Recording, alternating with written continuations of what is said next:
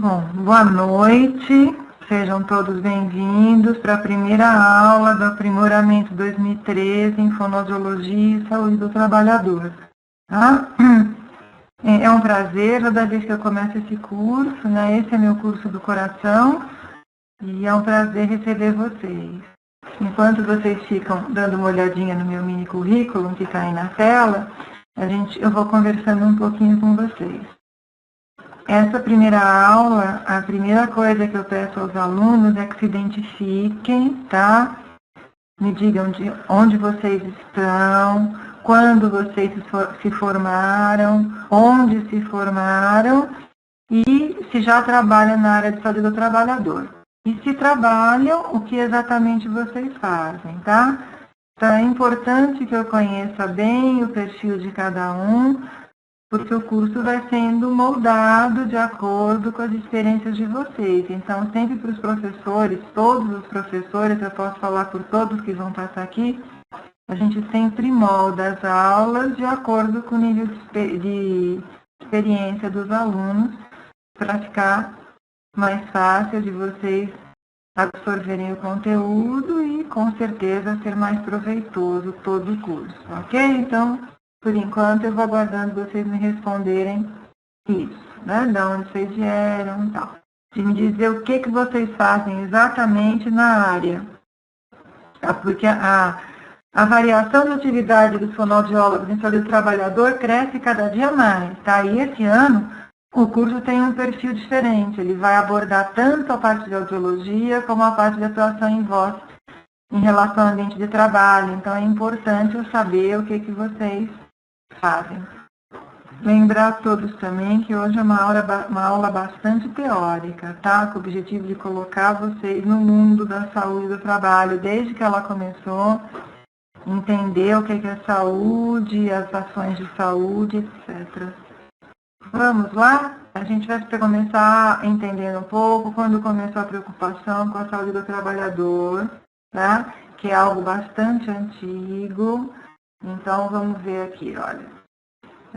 No século IV a.C., a gente tem então a primeira referência da saúde do trabalho. Eu quero que vocês prestem atenção no começo dessa aula, sempre no título dos slides, tá? Porque os títulos vão mudando e conforme vocês forem olhando o título, vocês vão conseguir acompanhar a evolução da medicina do trabalho até a saúde do trabalhador. Então, no começo eu estou falando só do trabalho porque não tinha nenhuma coisa e nem a outra, tá? Eu estou contando só a evolução da preocupação com a saúde do trabalhador. Então, tá aí já antes de Cristo, Hipócrates, né? Que é aquela pessoa que quase não estudou nada e que consegue ter escritas modernas até hoje. Ele reconhece, então, a toxicidade do chumbo, né? Ele conta isso num dos livros dele, né? Que é os versos hipocráticos, acho que ele chama em latim, reconhece, porém ele não fala de nenhuma medida preventiva, não comenta nenhum tipo de ação em relação nem à prevenção e nem a tratamento da população exposta a chumbo, né? No Império Romano, já aí bem mais para frente, depois de Hipócrates, né, aparece uma citação de Galeno, que era um estudioso da época, né, falando do trabalho perigoso e insalubre dos trabalhadores em Minas, nas ilhas de Chipre, que estavam sob o domínio do Império Romano. E ele comenta, então, isso. E Plínio, já em outra doença, em outra fase, reconhece o perigo do zinco, da enxofre e da poeira.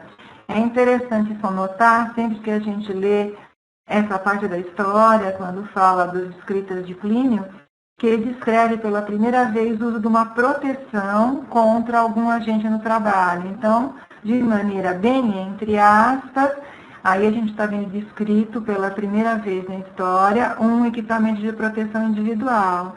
Então, esse pano que os trabalhadores usavam na frente do rosto para se proteger da poeira, e na verdade era feito do couro do carneiro, tá? E não protegia nada, né? Quando a gente chega a hora de conversar sobre substâncias tóxicas e ototóxicas, a gente vai falar mais disso, mas pelo menos na época eles evitavam inalar poeira com tanta força através do uso dessa proteção.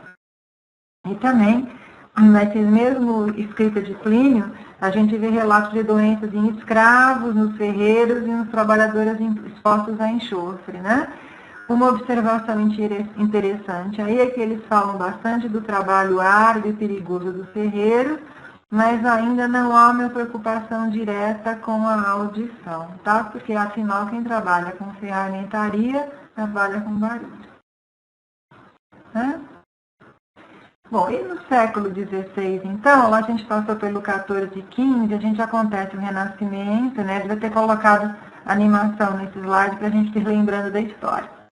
E como consequência do Renascimento, virão as descobertas marítimas, a gente sabe, né, de todas as descobertas marítimas da época, inclusive porque se elas não tivessem ocorrido, nós não estaríamos aqui hoje conversando, né? E essas descobertas marítimas criam uma nova atividade econômica que é o mercantilismo, né? O comércio se intensifica e se desenvolve de maneira muito forte nessa época. Então, realmente era mercantilismo, porque era a colônia que tinha que comprar, ou a própria, os impérios que comandavam as colônias, utilizavam matéria-prima da colônia para o benefício deles mesmos, né? Eles só que ganhavam dinheiro com isso. De toda forma, há um desenvolvimento comercial e econômico muito grande. E a saúde do trabalhador, então, passa a ser um campo específico de preocupação.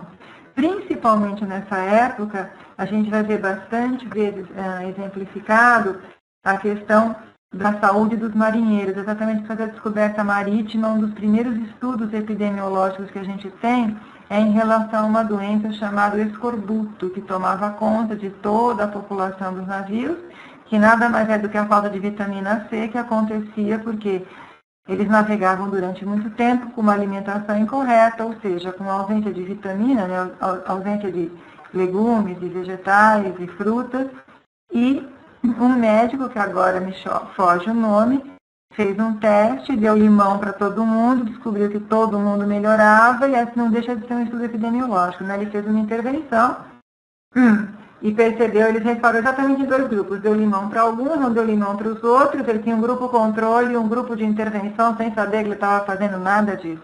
E consegue finalmente perceber que o grupo, então, que recebia intervenção, melhorava.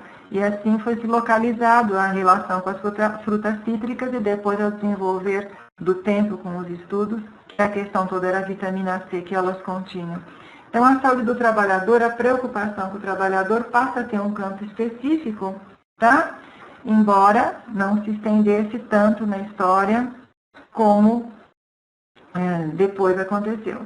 E em 1472, então, esse alemão que está aí com esse nome bem difícil, né, Ulrich, ele é o primeiro documento que a gente tem, então, nessa fase, falando da contaminação por metais inoríveis.